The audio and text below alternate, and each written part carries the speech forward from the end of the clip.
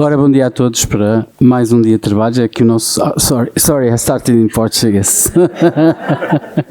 False start. Let's get back to the blocks. Sorry. So, good morning, everyone. I hope you had a good first day here in Tecnicelpa. Maybe for some of you it's the first day today, but we really hope that you enjoy the conference and get the most out of it. This is the first session on sustainability, and we gathered here, in my opinion, a very good set of works and presentations that really give us an insight on industrial symbiosis and increasing the circularity of our activities. And it's quite a diverse set of presentations. Some of them are not really related with directly with the pulp and paper, but I think they are very interesting in the approach they are getting to this issue, and of course they will be great contributions. And I really hope you like the session. The way we agreed on proceeding with this session is first to do the presentations, and then we'll have the set for Q&A, questions and answers at the end. I think there are some common ground on the several presentations that we can explore for questions for the several speakers. So I really hope we have a good session today. So to start off, we'll have Nalin Seixas. I was all the authors said that I don't have to read all this that they have here written about them, but of course I have to go to my my notes.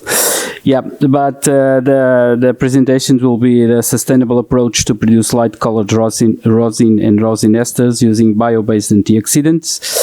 Nalin comes from Brazil, and she's now a junior researcher at University of Aveiro, focusing a lot on biomass valorization with green solvents, which I think is very good, very interesting subject. And I think she's ready to present us their work and conclusions. Thank you so much for the kind introduction. Good morning, everyone. My name is Nalin Seixas, and today I'm going to talk a little bit about how we can make thermally processed rosin and rosin esters more sustainable.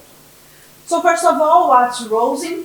Rosin, or coophonin, is the non-volatile fraction of the pine resin, which is obtained from a wide range of pine trees. Rosin accounts for 7 to 80% of the mass of resin and is widely used as a raw material in a wide range of industries, including adhesives, paintings, coatings, food, and cosmetics.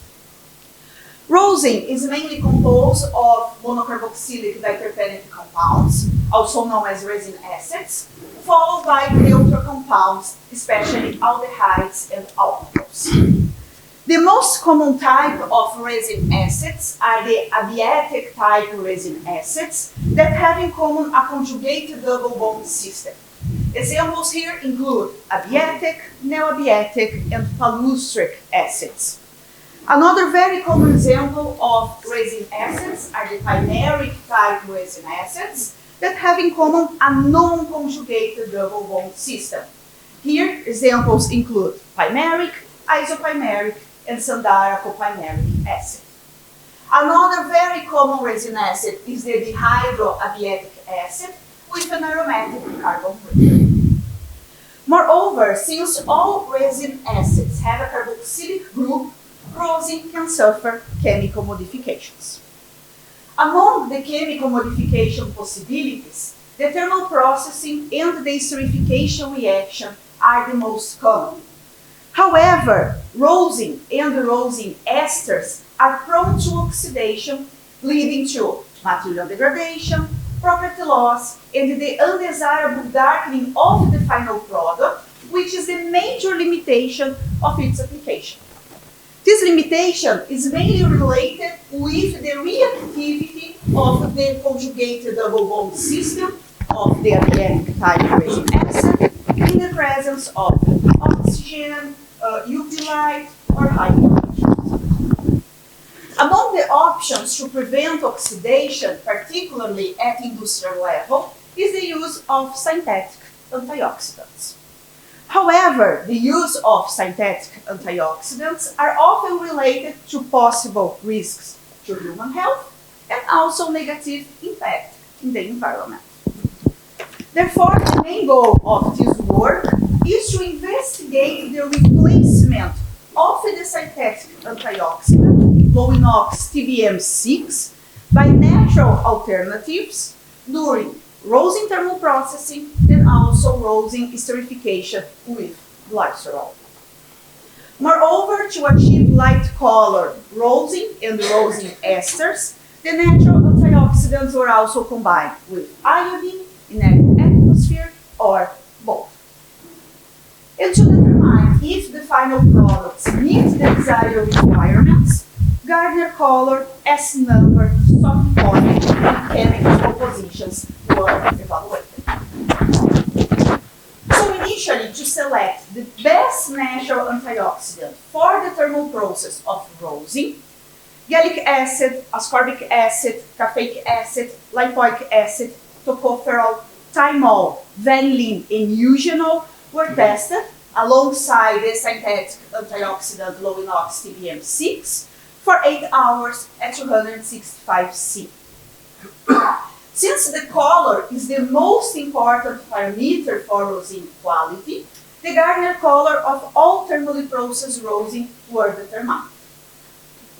As we can see in this table, for most of the natural antioxidants, the Gardner color proved to be dark and above the industrial acceptable range, and with values very similar to the ones obtained without the addition of any type of antioxidant. However, when tocopherol and thymol were used, the Gardner color of the thermally processed rosin were very similar to those obtained with the synthetic antioxidant low-inox TBM6, and more important, already in the industrial acceptable range. Because of that, tocopherol and thymol were selected for further optimization by combining them with iodine, inert atmosphere, or both. Iodine was selected for this optimization because it has a catalytic effect during the isomerization and the dehydration of resin acids, leading to more stable compounds without the conjugated double bond system. On the other hand, inert atmosphere was selected for this optimization because it helps prevent oxidation by removing oxygen from the reaction media. And once again, the parameters were evaluated to determine if the final products meet the desired requirements.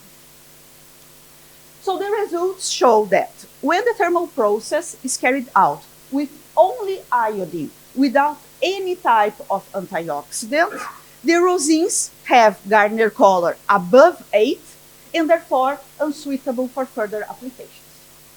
However, when the thermal process is carried out with the natural antioxidants and iodine, the Gardner color are 7.6 and 7.8, which is very similar to the Gardner color obtained with the synthetic antioxidant low-inox TBM6, which was 7.4. When rosin was combined with only inert atmosphere without any type of antioxidant, once again the Gardner color was above 8 and unsuitable for further applications. However, when antioxidants were used together with the inert atmosphere, there was a significant improvement in the Gardner color with values of 6.6, 6.2, and 6.3. And finally, when combining both iodine and inert atmosphere, the Gardner color was even better, suggesting a synergic effect between antioxidant, inert atmosphere, and iodine. Moreover, the results using the natural antioxidants are very similar to the ones using low-inox TBM6, with values of 5.7, 5.4, and 5.5. Regarding the S number and stopping point, the results are very similar between samples and also in the industrial acceptable range. Even though the quality of rosin is determined by the parameters presented before, the resin acid composition is also very important and was determined by gas chromatography. The results show that the combination of tocopherol or thymol with inert atmosphere and iodine improves rosin stabilization towards oxidation, probably because of the formation of compounds with aromatic character, such as dihydroabiatic acid, and non-conjugated or reduced nature, such as sweet resin acid derivatives. As we can see in the graph, raw rosin has more than 50% of abiatic type resin acid with the conjugated double bond system, while the other rosin samples have more of the non-conjugated, aromatic, or reduced compounds. To further validate the use of these two natural antioxidants, the esterification of glycerol, of rosin with glycerol was also carried out in the presence of iodine, inert atmosphere, or both, for 8 hours at 265 C.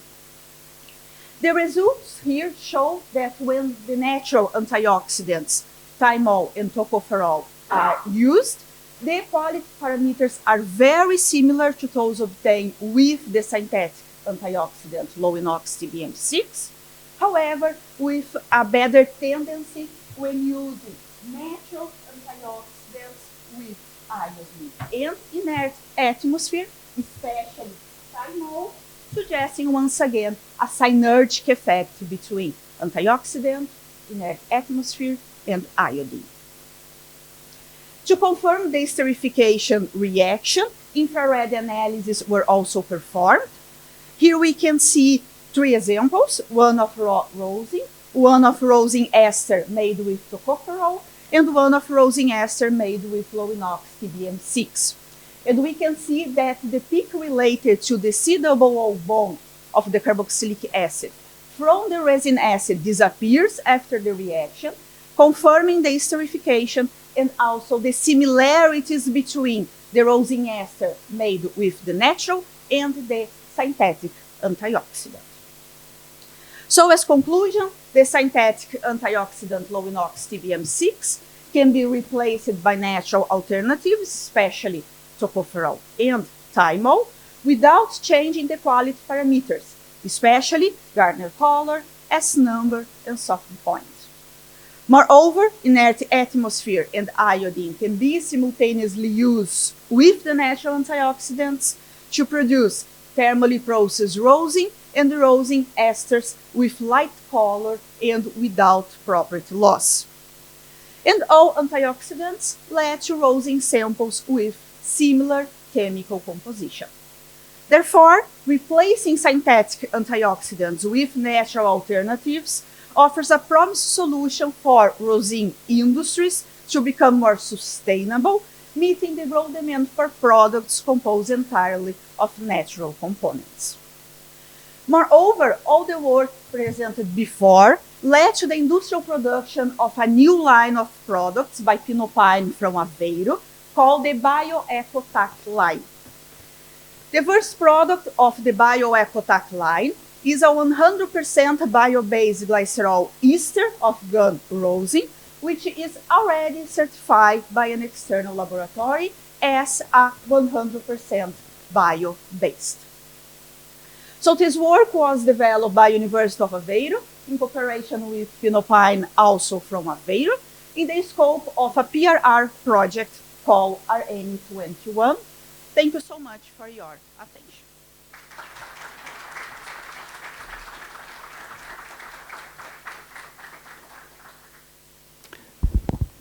Thank you very much, Nalin. Very good presentation, very interesting. And also very good time management. You're doing my life easier. So the next presentation will be done by Falk Liebner.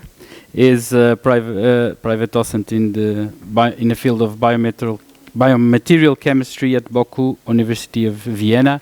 He has a very extensive curricula with a lot of scientific work and also collaborations with AVEIRO University of Portugal. So, and he'll give us the presentation also in this trend to biomaterials and to replace fossil-based materials on our products. And so, please, the floor is yours. Okay, thank you very much for the introduction. Good morning, everyone. It's, of course, a big pleasure and great honor to be here today and to have the opportunity to share some insights, results maybe, of an ongoing research project. Presentation mode, yes.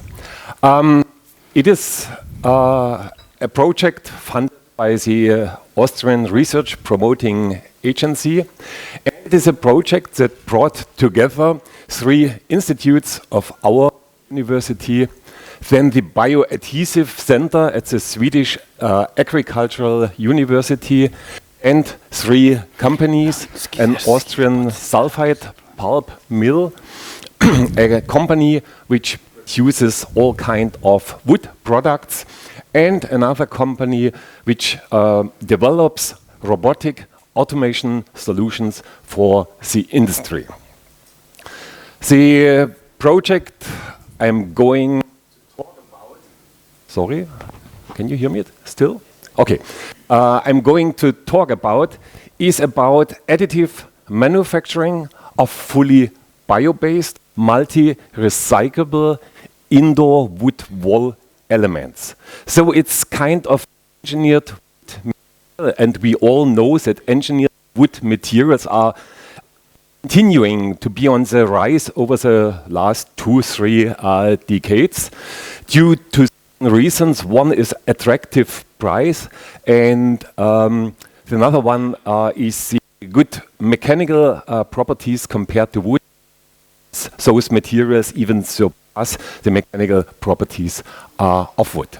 So engineered wood products means usually hot pressing of all kinds of wood particles, strands, fibers, veneers, using synthetic adhesives. But exactly this brings some issues along besides health effects. We all know formaldehyde emissions, emissions of organic solvents, for example. But there are other cons, like the accumulation of the hardened inactive adhesive upon disintegration, downsizing of wood particles due to the mechanical disintegration, and you would have to add always new adhesive if you want to do another bonding cycle. So this is exactly where our project sets in. We were targeting reversible physical bonding, well knowing that there are other options as well, like click chemistry, but from the economic point of view, it's a very costly thing still, and that's why we were focusing on this reversible bonding using waterborne bioadhesives, which allow for full preservation of particle size and recovery of the bioadhesive. So, and this approach we then wanted to transfer to an additive manufacturing approach. Of course, there was some preliminary work. So, based on very old knowledge from the 50s, when already mixtures of lignosulfonates and polysaccharides were commercialized, such as for gluing of linoleum flooring on concrete. So we had a preliminary project wanted to test this bioadhesive, means mixtures of starch with lignosulfonate for hot pressing of veneers. And it worked quite well.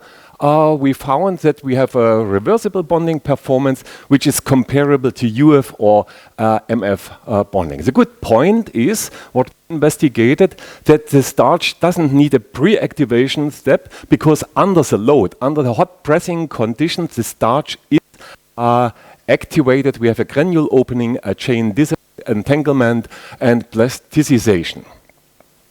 So this was quite promising, and we found that we can open the bond just by a simple steam treatment using an autoclave and application of very gentle shear force. So it was possible to rebond several times these veneers using this new biomix adhesive, new mixture of starch and lignosulfonate. This is a bioadhesive we call biomix, and together with wood particles. So this brought us to the idea, why not to make particle boards in the same way, using the same bioadhesive. And also that worked quite well. So you see here 3 parts, so from 3 recycling loops on a sitting surface of a stool. The only disadvantage is it's very difficult to avoid. We are still working on that. This discoloration, which intensifies with each recycling step. So quite interesting idea. And then we thought, okay, let's do a project. Let's try what is possible to manufacture, to do an additive manufacturing of indoor wooden wall elements using the same or a similar bioadhesive mixture. So we wanted to bring together, I will not read that, the advantages of additive manufacturing with the advantages of using renewable source materials. So the benefit would be we could do this production of the wall elements off-site or on-site on the construction site. Well, what was a working horse in our 3D printed biowalls project? It was a 6-axis ABB industrial robot. So this robot had a payload of 325 kilograms, a maximum reach of the arms of 3 meters, and it was mounted on a almost 9 meter long track system, which would be sufficient to build up such wall elements. So the first what we did is to look on the robot working space, because we were targeting wall elements like 1.8 meter in length without using the track system, could be much longer, a height of about 3 meters, and we were targeting a thickness of like 40 centimeters, but designed as a hollow chamber wall. To put some high-performance insulation material, for example, inside. So what we saw is, we cannot use the full 3 meters, because this always depends on the configuration of this end effector. So you have basically 2 options to mount your printing head, so to say, onto this robot. In this configuration, it would be possible to have passive and active pressing, but in this configuration, for stability reasons, you only have the option of a passive pressing. So what is clear, if we have a printing head which maybe looks like this, so this was the very first generation when we started the project, you see if you mount it in that position, for example, you will lose considerable height, what you can achieve with the arms of your robot. So then, of course, we had to investigate the force distribution across this working space of the robot. We did that with such a K11 force measuring device, just checked at what position we can achieve what load. Then we did a parametric study which was targeting water content, heating time. So we included also electromagnetic heating using microwave heating, pressing time, and the compression ratio. We found out that 25% water content would be an optimal content for the printing mixture. Then we looked onto the moisture-dependent force, which is required for compaction, and we thought at 25% water content, the force would be quite low.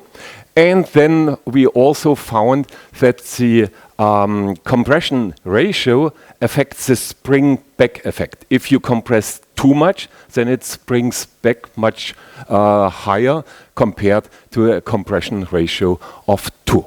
So this was how the first printing trials looked like. At that time we were using moist wood particles, usually 50% moisture content, commercial sodium lignosulfonate at that time, and cornstarch. The whole mixture was preconditioned by microwave heating, then transferred into that printing head, which is here mounted in configuration B. And then you have a special dosage system here, and this is how the first wall element, 10 centimeter high, looked like, so printed in 1 centimeter layers. Well, you can imagine for this robot printing you need a lot of material, and we wanted to test the different composition of the materials. So this was always fixed, wood particles, usually 50% moisture content. We also tried to start with more drier material and added then water, but it turned out that the wet particles would be well suited, because it's a swollen fiber network, it's better accessible for the adhesive and so on. Yeah? And then we varied this. So lignosulfonate was usually kept in a certain ratio, and then we had other additives, mixing, pressing, 50 by 15 by 15 boards, and then we did mechanical characterization, usually by 3-point bending. So, and this is how it looked like. We started starch. We didn't expect much because it was first cold pressing, the starch granule is not activated, and you see basically, shitty values. So for the beginning, and and then we thought, okay, so without heating it's difficult, but maybe we can chemically activate the starch in a certain way, and we also wanted to compare different starches for that, and here the colleagues from Sweden helped a lot. So what we did, we did different types of oxidation. We did Fenton type oxidation using hydrogen peroxide. We did ozone oxidation.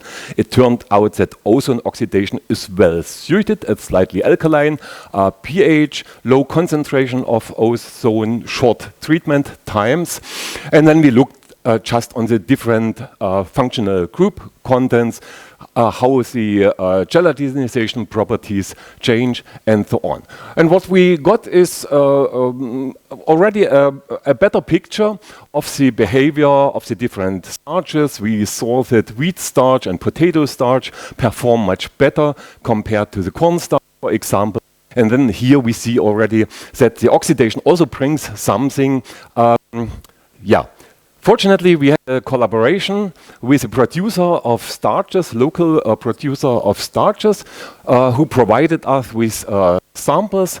And interestingly, we saw that with cold swelling starch, so this is starch which is brought to the gelatinization point, and then in hot stage, it is further processed. And this cold swelling starch and carboxymethyl starch, they performed already very well, and we got panels which have very similar mechanical properties like a gypsum board, you know, from the construction market, so 10 millimeter, 11 millimeter thick panels. Well, then we also looked for a certain reason, I will come back to that a few slides later, on replacement of the starch samples, oxidized starch samples, by other biopolymers having carboxyl groups. For example, sodium alginate, pectin was in this series, and also carboxymethyl cellulose, always having in mind maybe to replace the starch by something which is not in competition with food. And the idea came up, so if the carboxylated materials work, we have a company which produces magnesium lignosulfonates, And what about using the black liquor, maybe directly from the plant? And so we received 2 huge batches of black liquor. So we called it thin and thick black liquor because they had different water contents. And the thick black liquor came from a bioethanol plant, and the thin black liquor was the pure black liquor without that fermentation step in between. So we did what we usually do, all kind of analysis, fractionation to look for the lower molecular, higher molecular parts, to do a lignin analysis, to do a sugar analysis. And we also did direct spray drying because we wanted to use or compare the materials with regard to board production, physical properties of the board. So this is, I will only briefly speak about that. So this is people who are familiar with sugar analysis, they know that very well.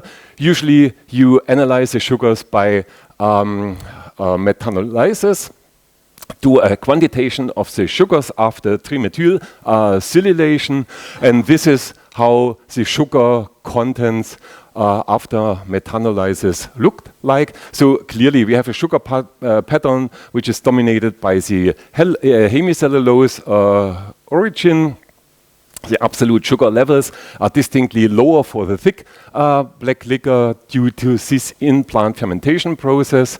And we have those sugar contents and lignosulfonates in the dry mass. We did also the lignin characterization.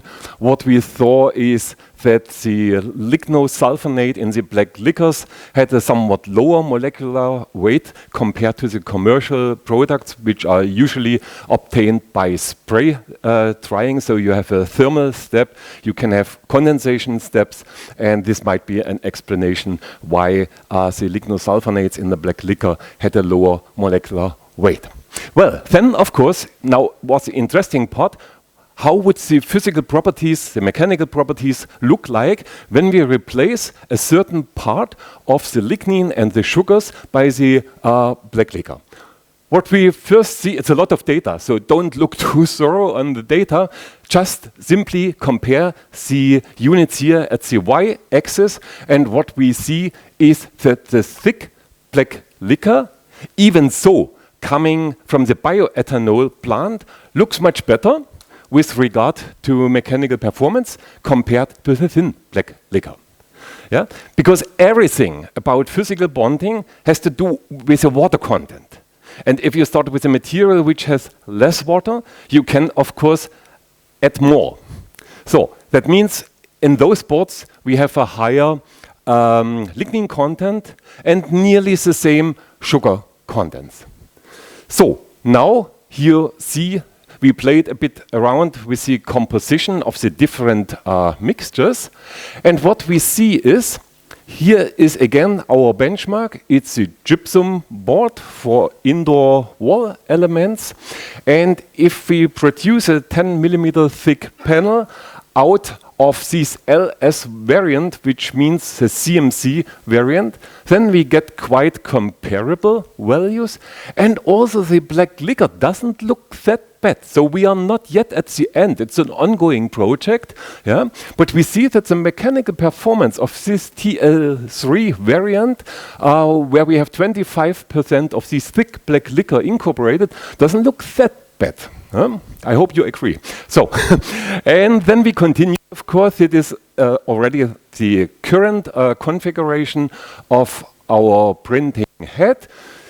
Here we tried first time to use the carboxy methyl cellulose in combination still with the commercial sodium lignosulfonate and the moist wood particles, printed wall elements 15 centimeter thick and came up to a height of about 1.2 meters. Our master students looked after we finished that experiment.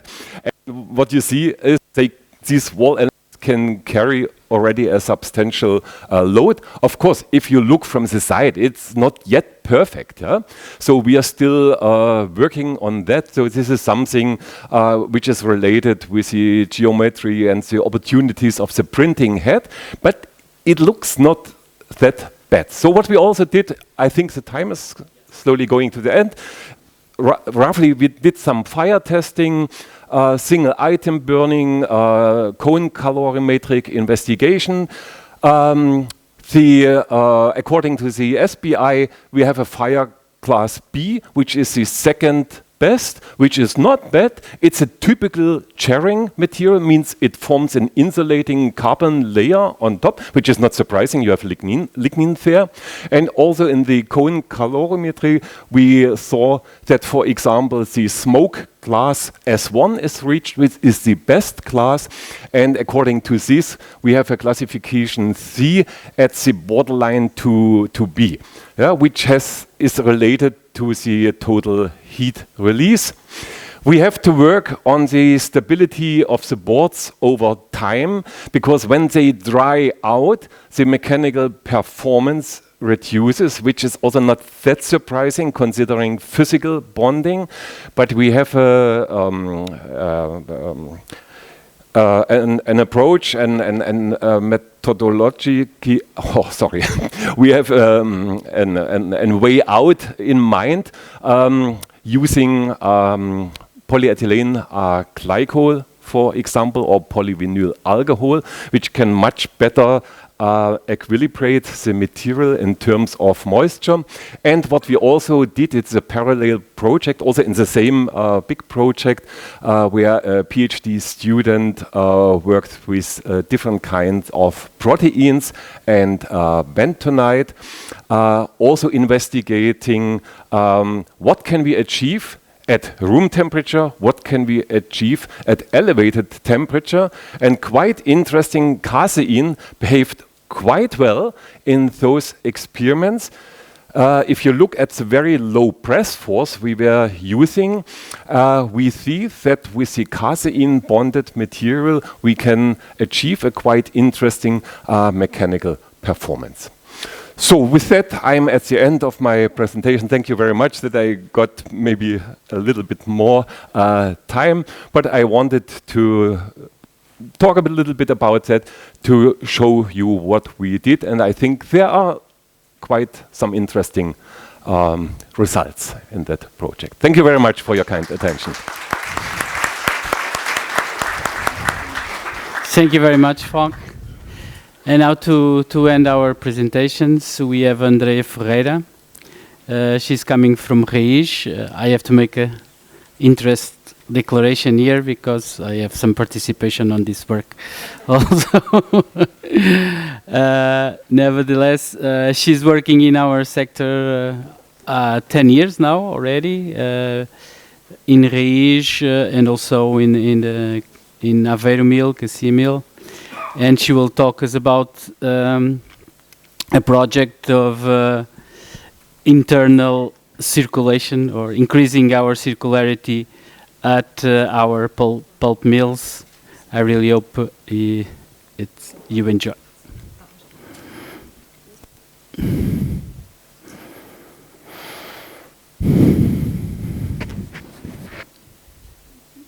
Hello everyone.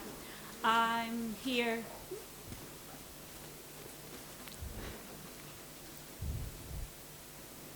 Can I start? So, thank you for the presentation. This is my boss. I work in RAIZ. I'm here to present the practical case of the recovery of biosludge in AVEIRO mill. And this is our topics in this presentation. I'm trying to be brief in everything of these top points, starting with the introduction. Pulp paper industry is under pressure to reuse and valorize residues because of the regulatory demands and environmental demands, but also because of the costs of management these residues. Biosludge as a residue, it's not an easy one to handle because they have a high water content, so it's not a good one to handle. So we have to find a straightforward method to treat this residue, and that have a minimal sludge handling. So AVEIRO mill aimed to reduce the costs with this residue, with biosludge, by incorporating the biosludge in the recovery cycle. This concept is very well known since the 19th, since I was born, and this method consists in the biosludge being dewatered with the help of flocculant, and then occurs the hydrolysis of the biosolids of the biosludge with black liquor. Then this black liquor is sent, this mixture of black liquor and biosludge is sent to the evaporation plant, and then goes to the recovery boiler as usual, and we can recover this a little bit of energy of these biosolids. But although this concept is very well known and very easy to implement, in theory, they have some challenges associated, like the positioning of the biosludge incorporation and the non-processed elements of the biosludge, and the biosludge preparation or dewatering. Knowing that, we start the project viability, evaluating this viability, if we can have the conditions to go or no go, by studying and following the biosludge composition, particularly some non-processed elements and ash content, because some of these can bring some nasty problems for the evaporation, like scaling and corrosion. In this slide, we can see some examples of the follow-up that we are doing in the biosludge of AVEIRO mill. And in the two first graphics, we see ash content and calcium. And in the light green, in the first phase, we can see that we have values of, we can see the very high amount of calcium and ash content. And with the mill team, we identify what was causing this problem, and some process optimization were made. And in the next phase, we can saw that we have a lower amount of calcium and a lower amount of ash content. In ash content particular, we are near the maximum recommended value for the installation.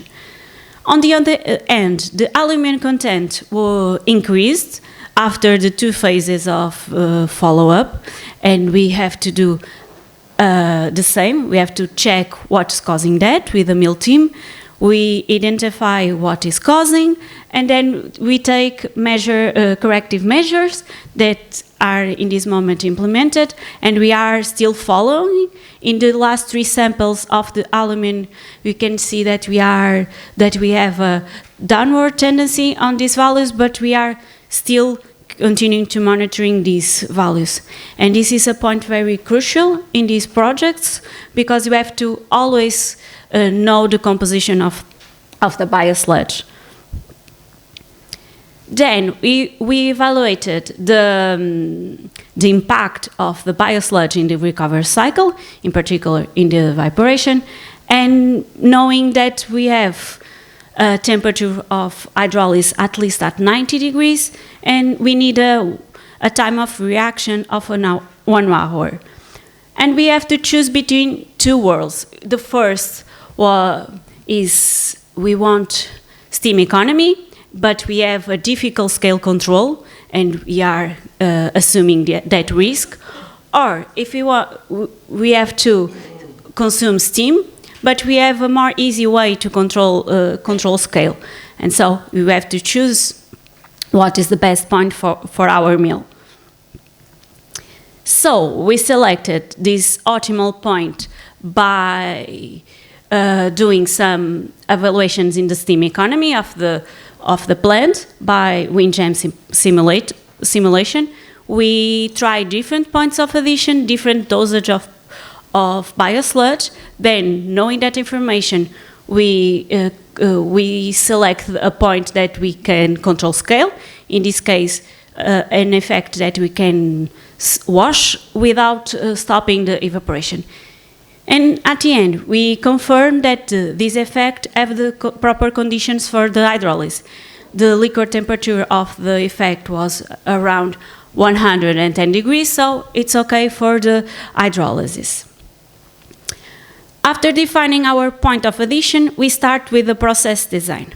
Our process is a very simple one, like every one of these projects. We have a polymer station that prepare polymer. Then this polymer solution goes into the stream of biosludge. These two mix for a little bit. Then they are going to the decanter. The biosludge is drained.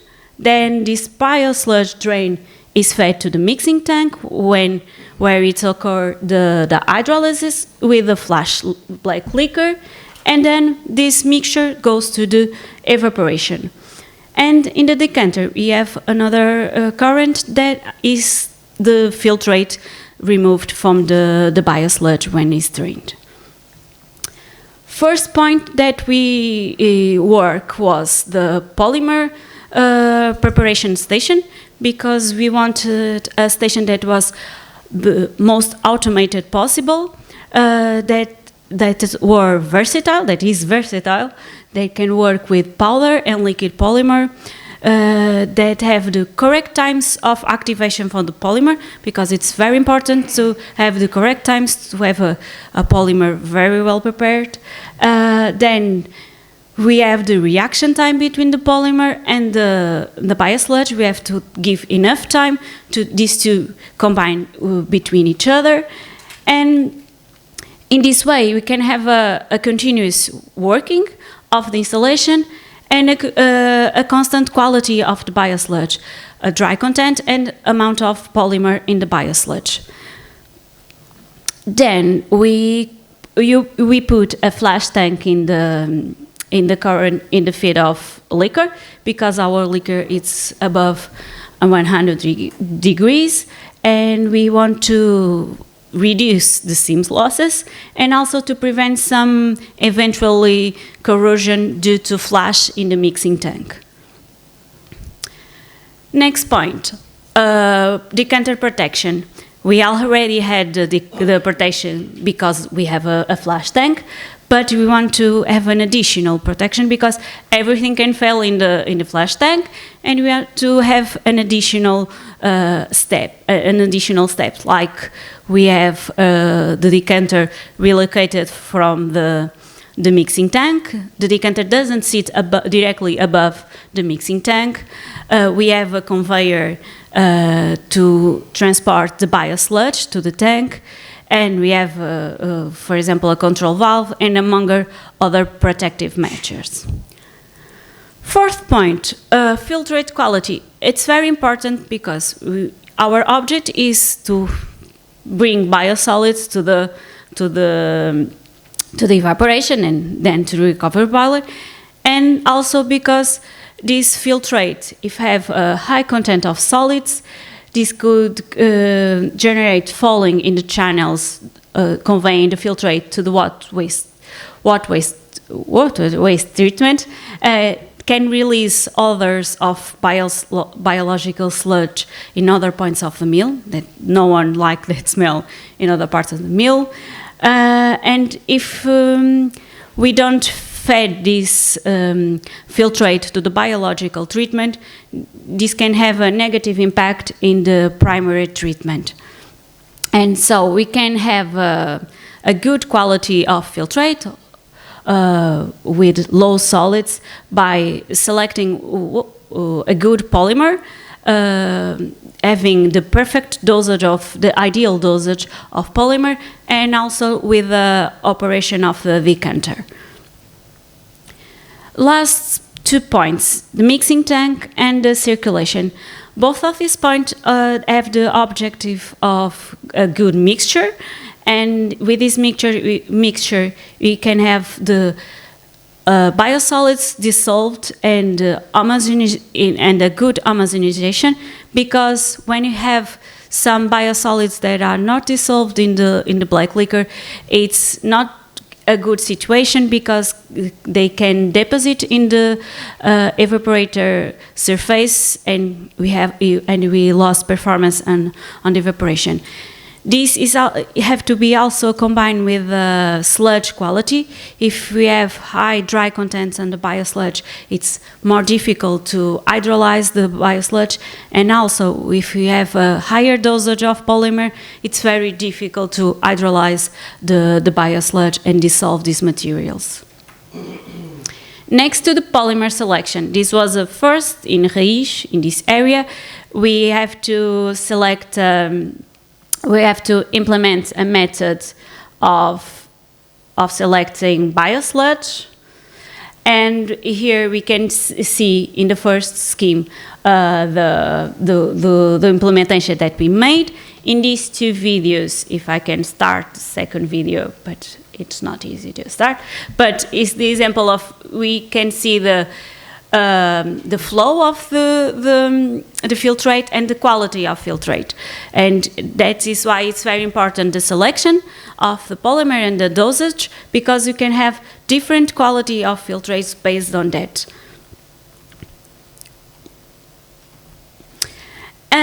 Here we have three graphics about the results that we have. We compare different products from powder and liquid and from different suppliers. We assess the performance of these products by analyze the total suspended solids of the filtrate, the dry content of the biosludge centrifuged, and the drainage time of the filtrate. And we can see that we have different performances, obviously with a different dosage and also with the different suppliers. We assessment also the hydrolysis of this biosludge produced in laboratory, and anything that we saw indicate that we have undissolved material on the liquors. That is a good point for the evaporation. Now we are in the startup of the installation. Here we have two photos of the decanter and the preparation polymer station.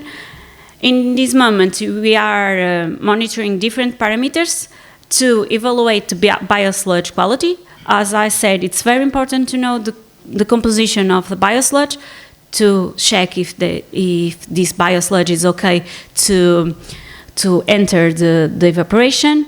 Second, the decanter and the polymer performance. We have to see if the polymer selected in the lab, it's okay, it's working as well in the lab as in the mill, and it's working very well, like in the lab tests. And third, the real impact of the biosludge in the recovery cycle. Our main conclusions. Although this concept is very well established, we have to study case by case, because every evaporation plant is different, they have different conditions, and every biosludge have a different composition. So we have to understand these two points to define the concept of the project. Continuous monitoring of the biosludge. It's very important.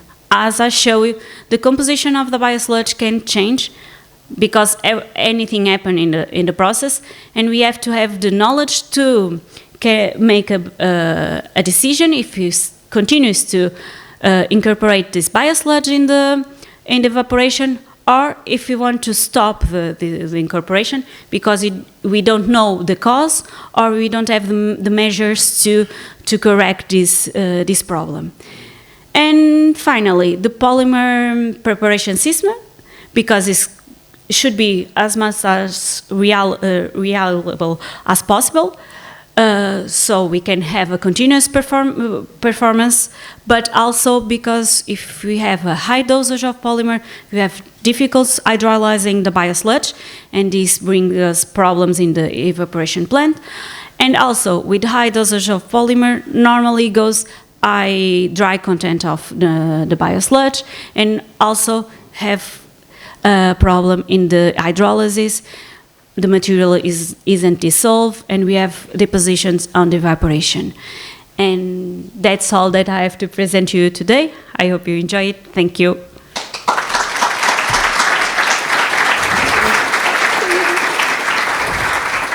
So I kindly ask the speakers to join me here for a very short Q&A due to time constraints. And I ask the audience for questions. You did esterification using glycerol, Yes. which is 3-hydroxy alcohol. I wonder which was the fundament of that choice, and if you have managed to control the esterification going to one single hydroxy group. That's all. Thank you. Yes, okay. So thank you so much for your question. Actually, glycerol and other polyalcohols are the normal alcohols used for esterification in rosin industries. And normally what we have is the actually triple esterification. We don't have only one. We can control that, and we can see that in the infrared analysis. We don't see free carboxylic acid. We only see esters bond. So we have the whole esterification, but this is the normal way to do in the industry. We don't select or don't control the esterification. Thank you very much. There's another question from Professor Dimitri.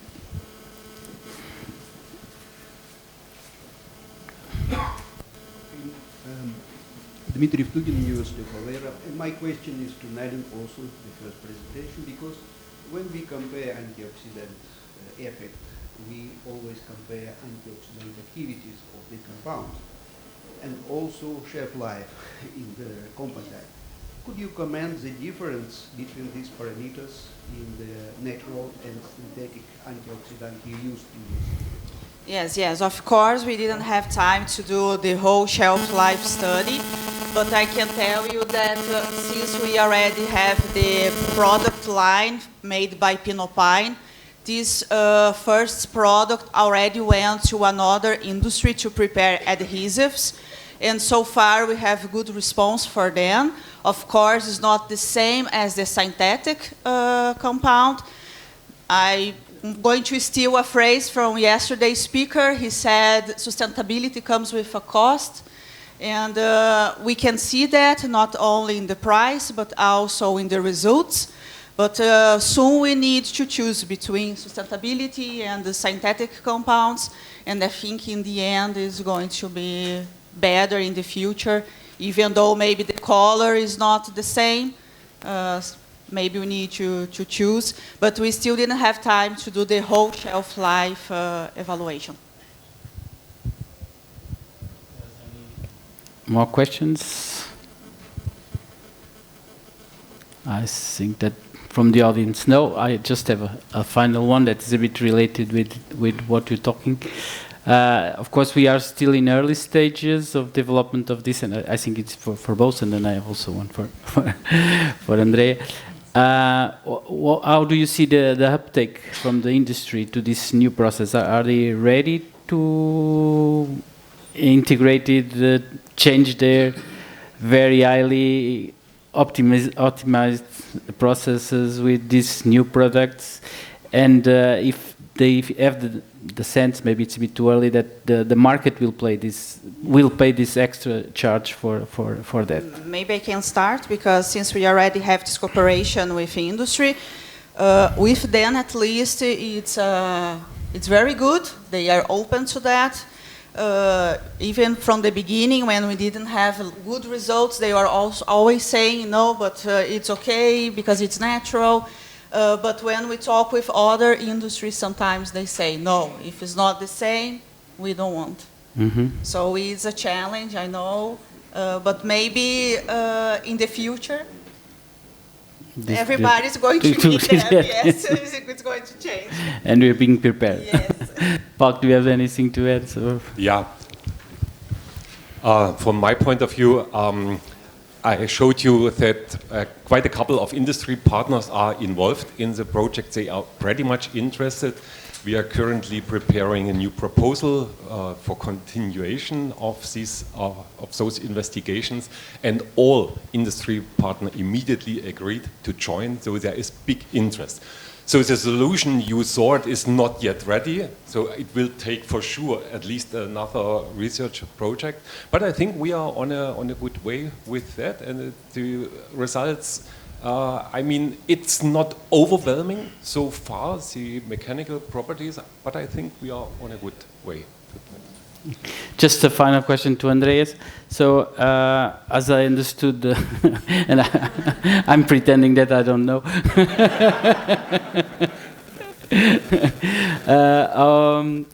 We are almost there, yeah, and we still have a little bit to finish. Yes. Now, I think in next November we are putting the black liquor with the biosludge, and in this moment we are going to see the real impact. We are waiting for that time to see the real impact of the